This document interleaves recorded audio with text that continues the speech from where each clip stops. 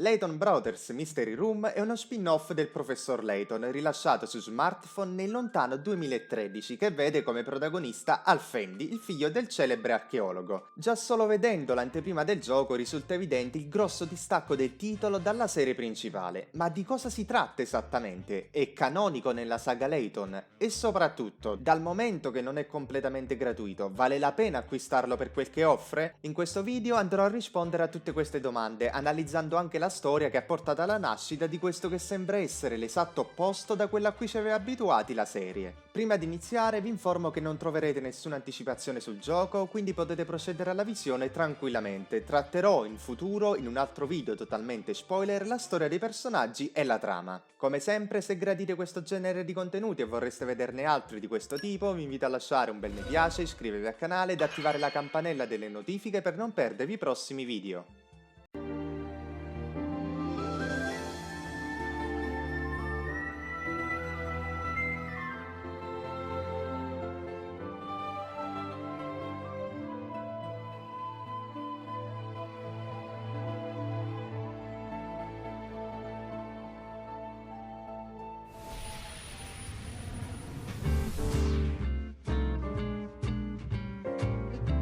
Mystery Room già dalla copertina risulta completamente diverso, a partire dalla musica che è l'esatto opposto di quella di Layton, fino ad arrivare alla schermata che rivela fin da subito la natura spensierata del titolo. Se provenite dalla vera serie Layton, passare a questo gioco sarà un bel pugno negli occhi. Da amante delle spettacolari colonne sonore della saga, sentire già solo la musica della schermata del titolo, con rumori senza senso di quelle che credo siano trombe, vi farà venire voglia di disinstallare subito l'app. Come se non bastasse, spicca un'altra ambivalenza palese. Se nei vecchi giochi Layton avevamo a che fare con copertine da togliere il fiato, come l'enigmatico Paese dei Misteri, il misterioso Scrigno di Pandora e la splendida Macchina del Tempo del Futuro Perduto, qui ci troveremo di fronte al Fendi che prende un caffè e la sua assistente Lucy che cade su un mucchio di scartoffie. Where am I? What is this?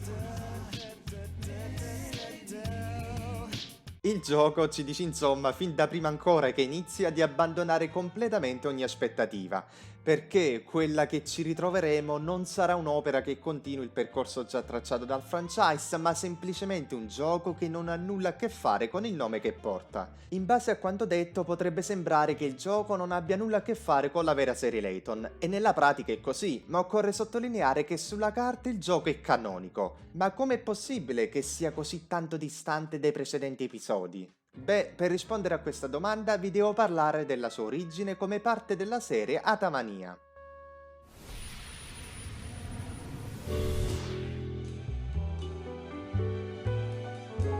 Quella di Atamania è una serie di videogiochi puzzle pubblicati da Level 5 creati da Akira Tago, la geniale mente dietro gli enigmi del professor Layton. Il primo capitolo risponde al nome di Santumakurono no Nazu Nostore, che non è un'imprecazione in ebraico, e tralasciando il nome impronunciabile che vedete in sovrimpressione, esso era un gioco distribuito sul servizio Rodi di Level 5, una piattaforma gaming per gli smartphone giapponesi.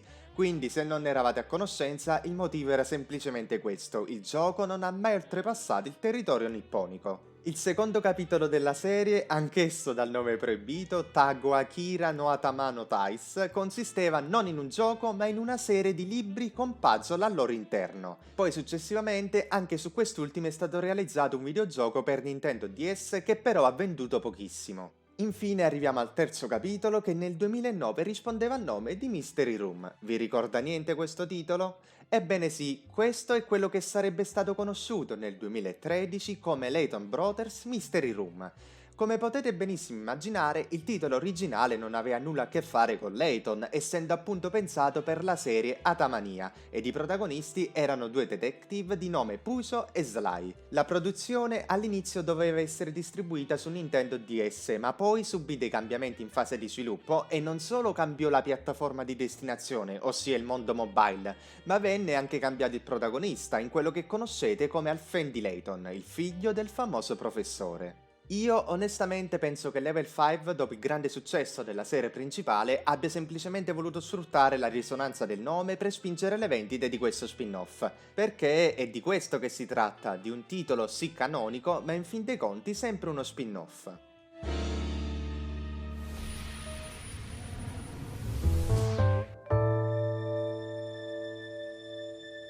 Layton Brothers Mystery Room è un gioco gratuito, nel senso che si può scaricare senza pagare un centesimo, ma poi per giocarci effettivamente bisogna comprare i contenuti aggiuntivi. Un po' come accaduto con Catherine e Layton e il complotto dei milionari, che poteva essere scaricato gratuitamente, ma il titolo era limitato solo al primo caso. In particolare in Layton Brothers sono disponibili appena scaricato ben due casi, l'1 ed il 2, tralasciando il caso 0 che è più un'introduzione che un capitolo vero e proprio. Poi, una volta completati questi primi tre casi, contando anche quello introduttivo, si potrà scegliere di continuare il gioco acquistando i due pacchetti disponibili. Il primo, al prezzo di 2,69 €, offre ben 4 casi, quelli che vanno dal 3 al 6. Il secondo pacchetto invece al prezzo di 1,79 € offre gli ultimi 3 casi, quelli che vanno dal 7 al 9. Ne consegue che il gioco completo conta ben 10 casi, compreso quello introduttivo. E qui c'è un importante spunto di riflessione. Che questo titolo non sia nello stile dei precedenti è palese, ma sono davvero soldi buttati quelli investiti nei due pacchetti? Io sono il primo ad ammettere che questo titolo non è tra i miei preferiti, ma non perché la struttura alla base sia povera, semplicemente in quanto sono stato abituato allo stile dettato dei giochi principali. Anzi, analizzando oggettivamente questo spin-off, emerge subito quanta cura ed attenzione nei particolari sia stata dedicata, ma di questo ne parleremo tra un po'. Per adesso, quello che vi anticipo è che per me vale assolutamente la pena investire nei due pacchetti offerti. In fin dei conti si tratta di meno di 5 € per poter godere di un titolo ben progettato che vi terrà impegnati per un bel po' di ore.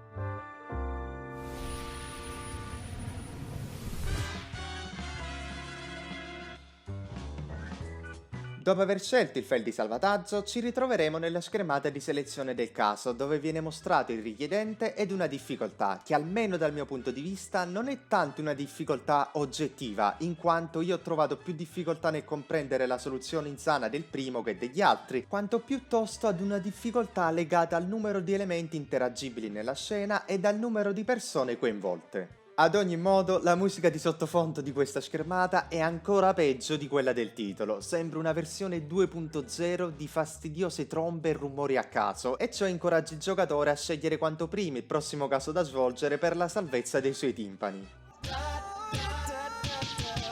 Arriviamo finalmente alla descrizione del caso e quella che parte adesso pare sia la prima musica ad essere non eccessivamente detestabile, con i suoni di tromba che si riducono di intensità a favore di una melodia suonata col piano che riesce a creare, nei limiti del possibile, un po' di mistero in una saga che di serietà ha ben poco.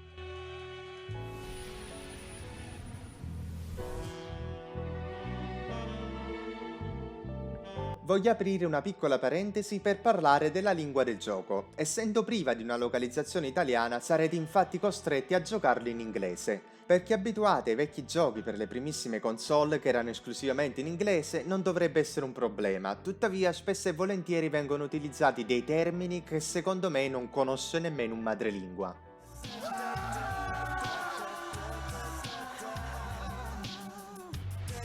Fortunatamente, grazie a delle immagini che cercano di ricostruire la scena, si riesce a bypassare il problema ed a comprendere il senso di quello che sta avvenendo anche senza conoscere alcuni termini, ma è bene che sappiate che è richiesto un'ottima conoscenza della lingua inglese, anche perché già i casi sono complicati di loro. Se poi non riuscite a comprendere alcune parole, la risoluzione dei casi sarà letteralmente impossibile. Ad ogni modo, dopo la descrizione del caso vi verrà anche fornita la possibilità di scegliere direttamente quale secondo voi sia il colpevole del delitto in base al vostro intuito. Al Fendi successivamente darà anche una probabilità sulla correttezza della vostra teoria. Ovviamente questo non basta a chiudere il caso, è solamente una chicca del gioco, anche se indovinerete chi è il colpevole dovrete comunque procedere allo svolgimento del caso. E parlando della fase di ricerca di indizi e raccolta delle prove, devo ammettere che il gioco è incredibilmente costruito bene. Non sarà il classico giochino con 1000 buchi di trama ed elementi messi lì a caso. Al contrario, ogni oggetto che vedete avrà uno specifico scopo.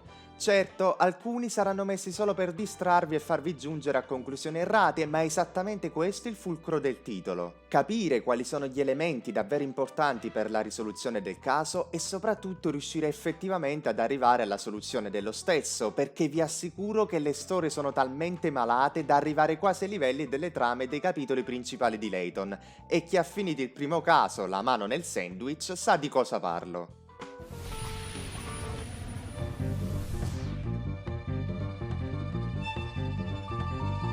Prima di chiudere questo primo dei miei 2 video dedicati a questo spin-off, dovete sapere che è anche presente un manga basato sul gioco disponibile sulla piattaforma online Manga 5, ma tratterò per bene l'argomento in un futuro video esclusivamente spoiler. Adesso tocca a voi, cosa ne pensate di Layton Brothers Mystery Room? Fatemelo sapere qui sotto nei commenti. Io vi ricordo che per non perdervi le ultime novità su Layton ed il mondo Nintendo in generale, potete seguirmi su tutti i miei social di cui trovate i link in descrizione. Nel primo commento trovate anche il link al mio canale Telegram sulle migliori offerte dei videogiochi, tramite il quale potete supportarmi gratuitamente. In attesa del mio prossimo video, nel quale parleremo del manga e delle grandi differenze con la saga Layton principale, ciao e buon gaming a tutti!